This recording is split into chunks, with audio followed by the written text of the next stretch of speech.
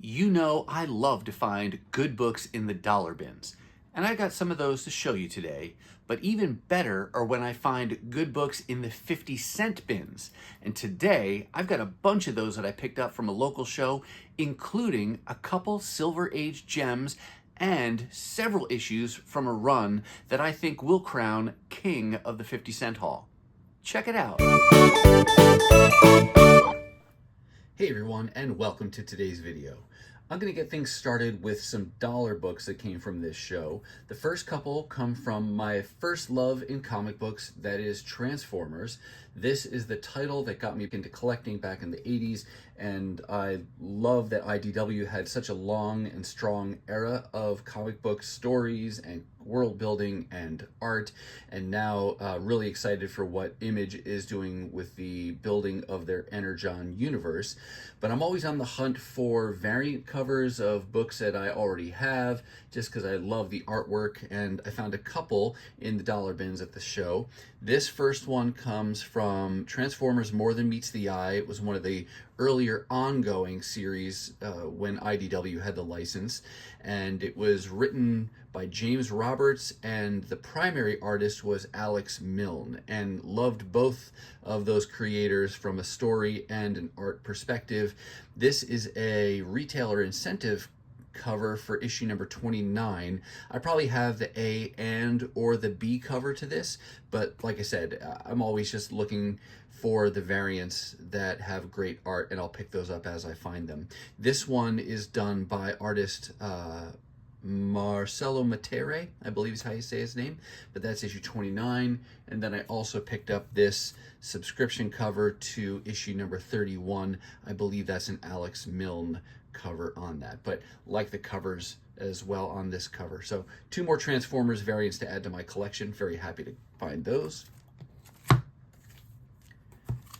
Jumping over here to Fantastic Four Volume 3. I'm trying to piece this together as in order as I can.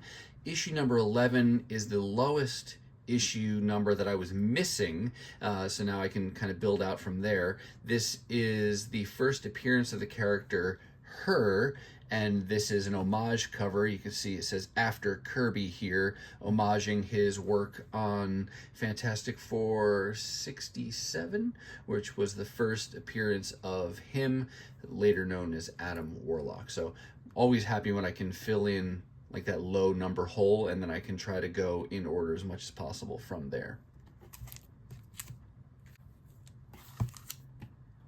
This issue of Wolverine and the X-Men, number 38, was another satisfying book to find.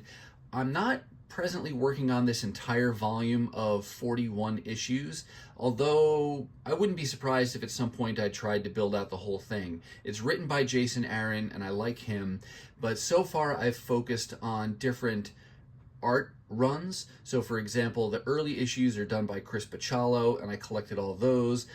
Later in the run, really towards the end, there were a handful of issues that were done by Pepe Larraz, who really came into prominence during the Krakoan era of X-Men with some of his work on some of those early event issues and the kickoff issues to the Krakoan era. Really like his artistic style, and I don't know what his earliest work at Marvel was, but this is obviously a little bit earlier during the Wolverine and the X-Men run, but I wanted to get these issues for his art on those, and this was the last issue I needed to get all of his work from this series. So for now, I'm technically done with collecting this, but who knows, if I find a bunch of these issues for 50 cents or something like that, good chance I'm just going to build this out, because I've heard really good things about this entire volume, so might want to give the whole thing a read at some point. But for now, happy to have completed the Pepe Larraz portion of the run.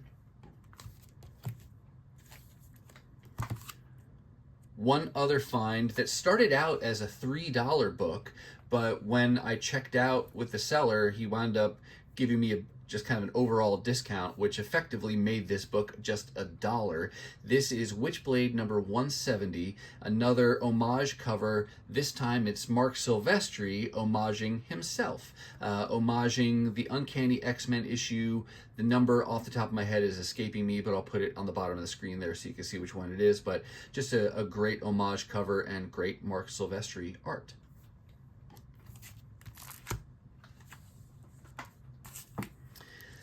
From a different seller, I picked up these 2 issues. It was a 2-part limited series.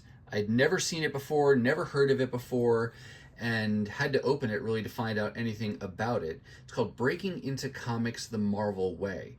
And the covers kind of grabbed my attention. The title, and being something I'd never seen before, caught my attention as well. And the fact that he had both of the issues in this 2-issue limited series. And I left them behind the first time I went through this vendor's table. And when I came back, I had changed my mind and said, I'm just going to get these because they're just kind of different and I've never seen them before. And I like to pick up those kind of unusual things that catch my attention. These 2 comics highlight some of the up-and-coming talent that Marvel wanted to spotlight at the time. I want to say this was somewhere around 2010 or so that these came out. And each issue is really an anthology of little short stories that I think they're highlighting different artists that are new, if I remember correctly, and so they paired them with a more known writer, and then they each got to tell a little short story over a few pages in each of these issues. So it's probably 4 or 5 artists that are highlighted in each one. Let me actually pop one open so I can just show you instead of talking about it. So you can see here. So it gives you the cover artist credit. Yeah. After traveling the globe and meeting scores of talented illustrators, C.B. Cebulski recruited 14 rising star artists to represent the next wave of talent at Marvel Comics. This is meant to showcase the work on these up-and-comers. So it goes through and you get a story from each of the artists. You got Spider-Man, you got an X-Men related, you got Iron Man here. So I thought that was just kind of a cool collection of some of the early art that they wanted to showcase. And then in the back here, it gives you a little more of a description about each of the artists. Alex Maleev is one of those highlighted here. So just thought those were kind of cool. And there's are those the writers? Yeah.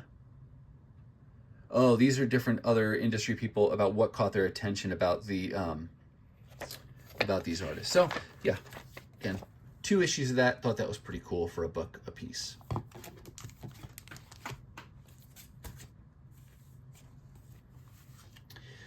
I've never been a huge Conan the Barbarian collector. I guess the genre is definitely appealing to me, but I've never kind of dove into collecting any of his titles, whether it's the magazine form or the comic book size runs. But recently, I had a friend kind of turn me on to the John Buscema art in Conan the Barbarian, and he had a very long run on Conan Volume 1 when it started out at Marvel.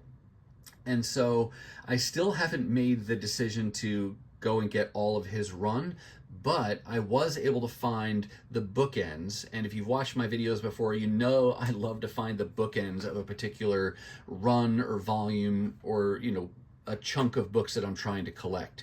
Issue 25 is the first artwork that John Buscema did on Conan the Barbarian.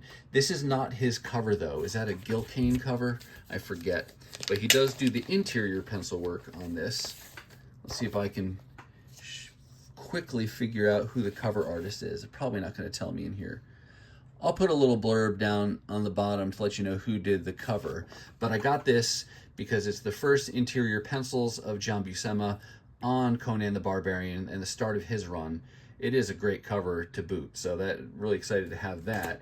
But then I also found issue 190, which is the end of the John Buscema art run on Conan the Barbarian. So now that I have both of those bookends, I'll be satisfied with that for now, and then I'll take some time and see. Maybe I'll piece together the issues in between over time, or maybe not. I don't know. But for now, I'll be happy with these two.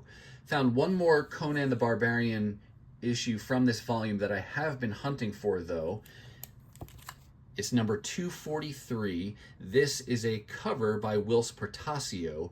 I don't remember offhand if he does the interior pencils, but there's a run of 241, 242, and 243 that have a little bit more value out in the wild because of the cover artist. You know, Jim Lee does one, and does Todd McFarlane do the other one? This might be the least valuable of the three, but still happy to find it because he was one of my favorite artists at the time when he did stuff on the X-Men, and then when he started Wetworks over at Image. So really happy when I can find those cool covers that I'm looking for, especially when they're just $1. So those 3 Conan issues that are each have their own kind of little significance added to my collection. And now I think we're going to get into the 50-cent books. And I told you that there were some Silver Age gems. They're not in the highest grade, but I'm still happy to have them nonetheless. The first book I'll show you is this. This is Daredevil number 52. Nice 12-cent cover price there. Clearly damaged because it's missing the right bottom corner of the front cover, but otherwise it is complete. I like to pick up some of these Silver Age books when I find them, especially if it's a character that I really like. And Daredevil is one of my favorite Marvel characters, and so I will gladly pick up his earlier issues when I can find them cheap, even though they're a little damaged like this, because I'm not going to spend up to get it. I'm not trying to build out this whole run. It's just a fun, cheap way to add this book to my collection. Another cool thing about this issue 52, it is representative of some of the early Marvel work that Barry Windsor Smith did. Back then, he was just going by Barry Smith, and I want to say he did a story on Daredevil issues 50 to 52, so this is just some of his early pencil work at Marvel, so really happy to have that as well. But got to be delicate with this one because it's a little bit damaged there on the cover, but still, for 50 cents, very happy to add that to my collection. Found one other Daredevil issue for 50 cents, not Silver Age. This is number 136 from his first volume. It's got a sticker on here that is unfortunately on the book itself, but it looks like an older sticker, so it's kind of cool. I'm not going to try to remove that just because I don't want to risk damaging the cover, and it's been there for many, many years. If it were a new price sticker, I'd be willing to try with a hairdryer or something to take that off, but I think because this was just 50 cents and that's a real old sticker, I'm just going to leave it be. Maybe I'll find an upgrade copy someday. Not too worried about it though. Again, this is just an earlier issue of Daredevil that I got because it was so cheap, and this one's in nice shape other than that sticker, so always happy to add those again for a nice low price like that. Here we've got Captain America number 212.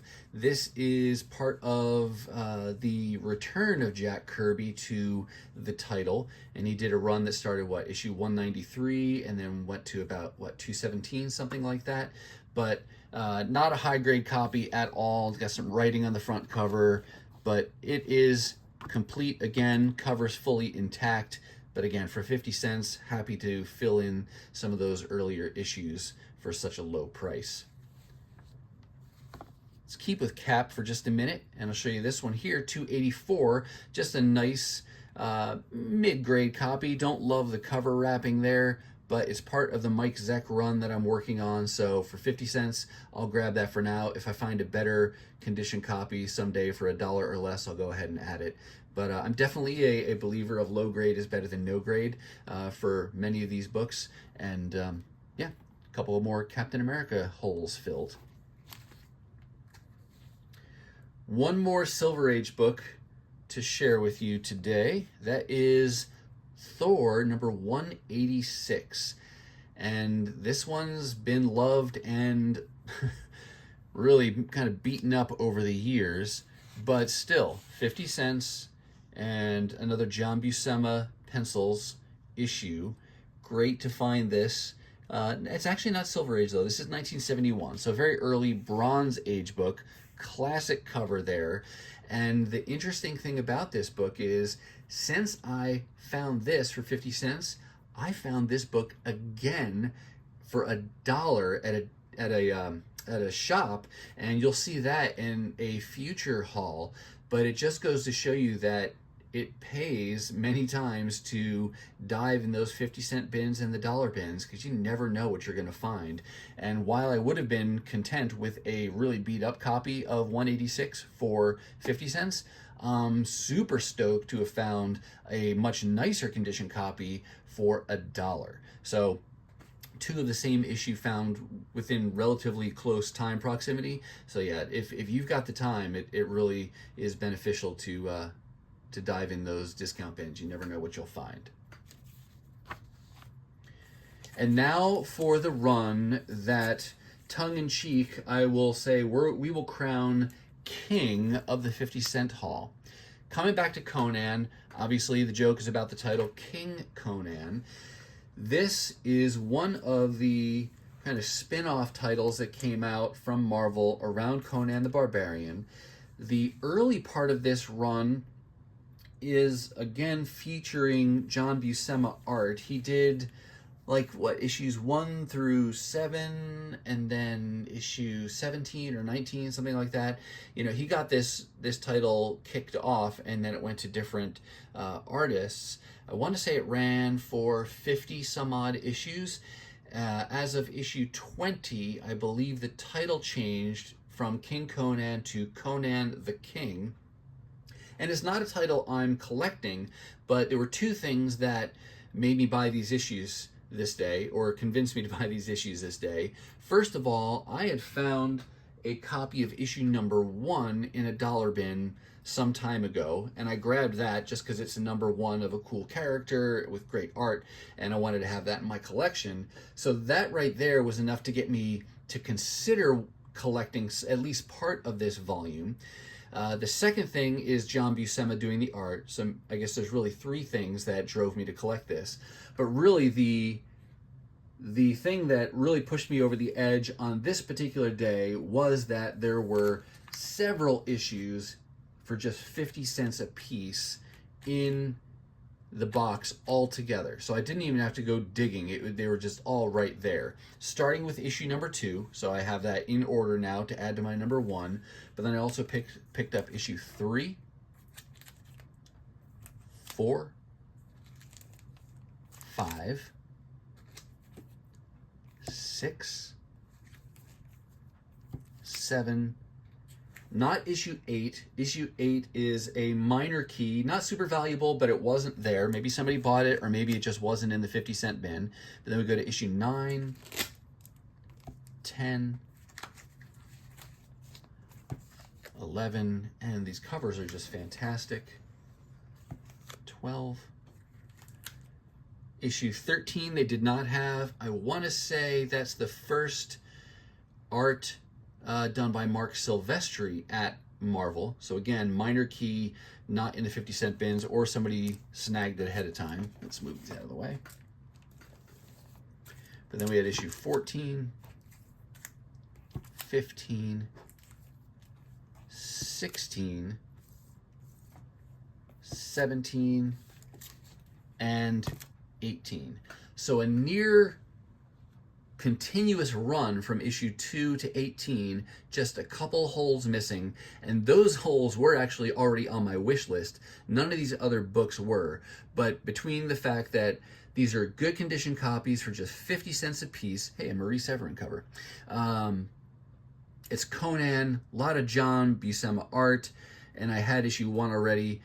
All that culminated for me to just grab all of them and happily add them to my collection. I love it when you can find a good chunk of a run like that. I may go ahead and try to get issue 19, which is the last issue with the King Conan title, and then that would be a nice natural breaking point. Don't have any plans, at least now, to collect beyond that. But who knows? Once I give these a read, maybe I'll really like the title and want to continue with it. But have you ever found a run like this, or a good chunk of a run, maybe something you weren't even necessarily collecting, but because of the sheer number of issues that the seller had and an amazing price, you just decided to grab it? If you have, let us know down below in the comments about that. But with that last King Conan, that's going to wrap up this haul from a local comic show. All right, that's going to do it for me, and that's going to do it for this haul from a local show. I do hope you saw something that you liked, and if you did, take just a second and hit that thumbs up. What kinds of things are you finding on your own comic adventures? Let us know down below.